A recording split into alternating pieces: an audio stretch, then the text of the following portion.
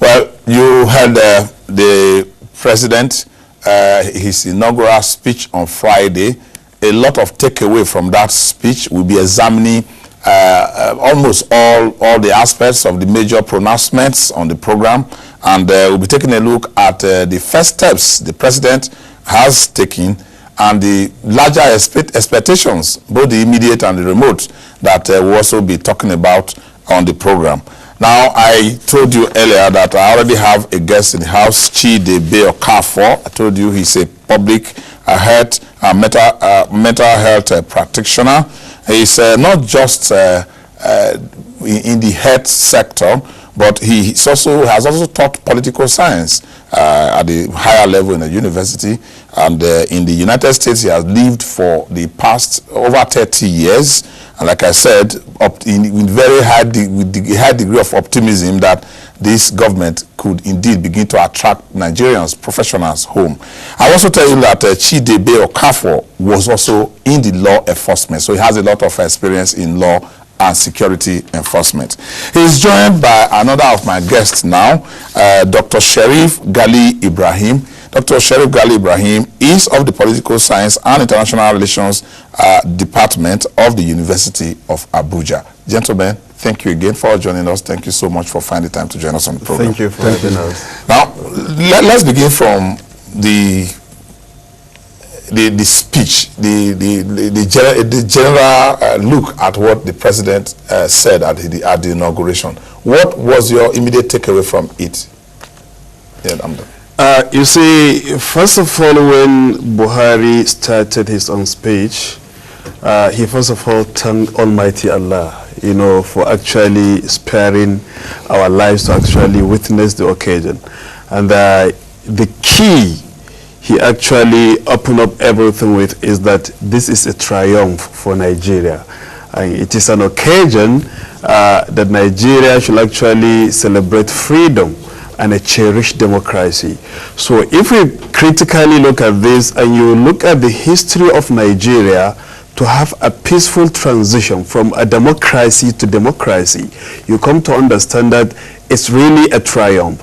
And it's a kind of a juncture in which Nigeria should celebrate freedom. Freedom, even though it is unlike the celebration of the South Africans after the Waterloo or demise of apartheid, we may still look at it that way, because cherished democracy as envisaged by Buhari, that this is the only era, the only period in time that Nigeria is actually having such transition from democratically elected government to a democratically elected government. So in this particular era, I think Nigerians should celebrate that particular freedom. Freedom as the Chinese people did after the revolution against those dominating forces. Freedom as the Americans declared independence. Freedom as those in Sri Lanka or island of Ceylon celebrated the emergence of a new government after years or decades of fighting with the rebels. An era in which Nigeria should celebrate freedom just like the Indonesians, as they see a reform, the re-emergence of democracy, an era in which Nigerians should actually appreciate such democratic principles, democratic, plumps it for their having such peaceful transition from democracy to democracy. So Buhari described this as an occasion to celebrate freedom as well as a cherished democracy. Well, there's no doubt that in celebrating democracy, we had the opportunity of beginning almost fresh, because we have a political party that ran the country for 16 years, and then a new political party is coming. The Nigerians are praising the standard and the culture of democracy. What were your immediate takeaway from his speech? Well, that was what I was trying to talk about. First of all, the transition from one political party to another remains a milestone. And again, when I listened to the past president, Goodluck Jonathan, who made the transition possible, and the word change has been the mantra in his speech, in the vice president's speech, and I look forward to seeing them, live up to the bill by practicing change, by making it possible that people will definitely benefit from the change. There have been suffering everywhere. There have been clamor for changes. People overseas have been looking forward to come home. For example, somebody like me who has been there for the past 3 decades. Yes. I love Nigeria, and my purpose of coming home is to contribute to further. How long ago did you have you come home? I mean, you just came home now, or you have been around for how many years now? I've been coming home. I was here last year. Okay, when did you? Are you intended on staying, or you just want to come and peep and see what's happening before you jump? Well, I came for the inauguration. Okay, so we'll keep you. I came for the inauguration. If an opportunity comes up for me, I wouldn't mind. And then telling my boss to move down my stuff over there. All right, that will definitely come. Again, like I said, let there be change. Let them be very, very serious about the change. People are suffering. People look forward to coming to Nigeria, and they have ideas to bring home. I mean, my understanding is that they're not bringing these ideas home for monetary considerations. They just want to contribute. They want to move the country forward. This is a well-blessed country. Nigeria is highly loved, highly respected in America and the international community. And you see the white folks tell you that, oh, your country is so well blessed. Why are you people languishing abroad? So if our leaders will do the right thing, create the opportunity to bring us home, I think there will be a turnaround of situation. People will feel to it. Yes. Now, the going detailed into the president's speech, we'll take it item by item. But even still speaking generally, some Nigerians were thinking that the president will come like breathing fire, like issuing out, some directives, making pronouncements, and all that they were expecting. After the speech, some persons were saying, we thought he was going to, like say something strong about corruption. He's going to do this, he's going to do that. But the president's speech, if you look at it generally, it's on a very cautious note. He noted the problems one by one, those ones he could mention. Was the expectation too high from Nigerians to expect him to come with a bang? From the nature, the political psychology of General Buhari, though we say President Muhammad Buhari, PMB, we actually prefer to address it as President Buhari. When you psychoanalyze Buhari, you come to the conclusion or inference that this is a man who is going to arrest anybody who had this particular record of corruption, who has stolen the public fund. But Buhari said it even in the speech. He said, look, people are quite afraid that we are actually emerging. But such assertions and claims that once we emerge, we're going to lock up people, no. He says such allegations are groundless. That is how, if I should actually paraphrase him, are groundless. So I think Buhari doesn't want to waste time, digging far, what had actually happened, previously.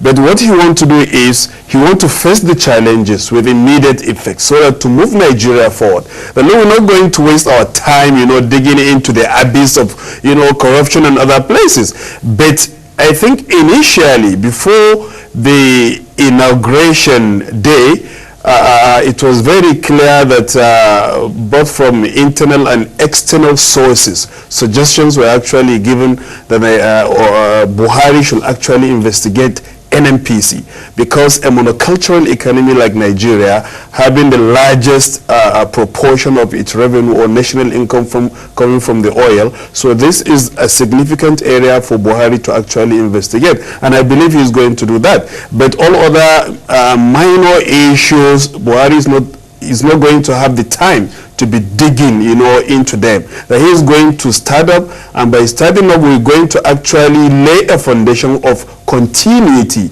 We want to make progress. We want to progress, not just going back, going back, we're actually going to waste our time. So this is not a time. A lot of damage, has been made. So what we are after is let me remind you, he said that we are of great civilizations. Okay, the Usman Danfodio Caliphate, the Borno Empire, the Benin Empire, you know, the King Jaja of Opobo's great domain. He said that Nigeria, we should modernize Nigeria based on these particular legacies and uplift our own nation. So how are you going to do that? Then you know that these people, the caliphate, which structured political systems, even pre-colonial era, right. You know, so these legacies we actually inherited from this particular empires and caliphate, chiefdoms, yeah. and the rest. Buhari said that this is an era of modernization. And modernization, when many nations, many continents, Asia, you know, Europe, had for long modernized, you know, starting from, if you look at even United States of America, it made use of infrastructure-driven model of development. So he said, to modernize, this is the time to modernize, because we have wasted a lot of time. We don't have the time. So this time we're going to modernize and uplift Nigeria, you know, to a special, status, to a special level. So modernization, we need this forces, these variables, roads, you know, massive construction, bridges, you know, railways, we need schools, you know, industries, you know, we modernize for our industries to actually take up. We even invite others to come for foreign direct investment, FDI. So modernization encompasses, a kind of a complex variables and forces, all right, through which development is not actually obtainable or attainable without modernization. Now, this is the era. Now, the president also, without even really going into some of the details, like Dr. Sharif is trying to infer, also talked about security. He talked about, you could see the pain under the tone of, look, we have seen this happen for too long. Now, why are we staying in Abuja?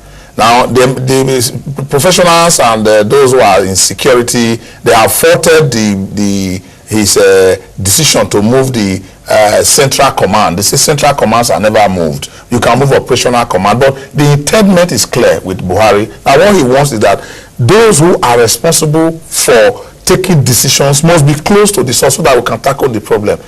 Is that reassuring enough? Well, what the president needs to understand now is that in the past, he ran the country by decree. And currently, he has to go through the democratic process, yes, in making decisions. But he's commander-in-chief. I agree.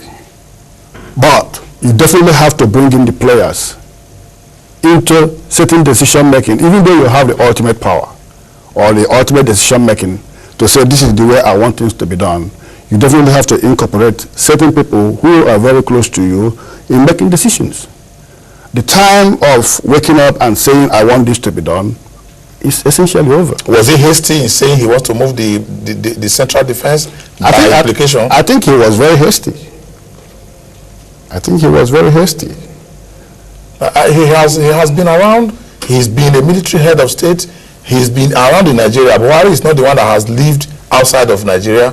He was around, he campaigned, he saw, in fact, at some point, you remember that the Boko Haram actually intoned that certain individuals, including Muhammadu Buhari, is one of those they could listen to if there's going to be a negotiation. Buhari has been around, he understands, and he actually has a belief. He said they are godless. So it's one man, you think he has not measured it up, he has not taken a lot of notes to reach that decision? Well, I have to give my personal opinion. Yes. And based on having had the opportunity to see certain decisions taken. Some people are not happy about it. Again, the onus lies on him. He will bring his experience into consideration. Again, and finally, there is need for him to talk to security experts, talk to people who are in the justice system, and find out how to meet this problem in the board. And one thing he needs to realize is that there's a difference between what he said during campaign and what he said upon assuming office. Are they not supposed to merge? Well, there are always substantial differences. What you said for the most part when you are campaigning takes a different form when you come into the office. Well, maybe we just go into that now that he's under fire. Over. If you go to the social media, everybody say the president said he was going to make public his in February. Actually there was a statement that he was going to make public his asset declaration, but he didn't. Now they said if you want it, go through FOI and get it. But some people are saying please give him a time. He's still going to do that. But even in the speech, if you take a look at it, Dr. Sheriff, you see that he was very, very, very cautious in some of the things that he said, providing room for expansion when it becomes necessary. For instance, the president believes that the Boko Haram set need to be dealt with, decisively. Yeah. And that was how he came with the idea of relocating the central command. Yeah, I think the idea of such pledge made by Buhari to move the central command, I think I will support him to do that. For me, even if he is temporarily moving Asorok to Maiduguri in order to fight Boko Haram, I will actually support him in doing that. Why? Because you see, the issue of Boko Haram is long overdue. Nigerians are sick and tired of the killings, Let me tell you this issue of Boko Haram is one of the major issues that even made the previous ruling party to lose these elections. Because as a Nigerian, you had no security wherever you were. Even up to now, in Maiduguri, in Yobe State, in Adamawa State, in Kano State, in Kaduna State, even in the FCT. Remember, the police headquarters was once actually attacked. Yanyan, Suleja. So what Buhari told is that the priority of Nigerians now is this issue of insecurity. We want it over. And by all means, in fact, Boko Haram insurgency has cost Nigeria a lot.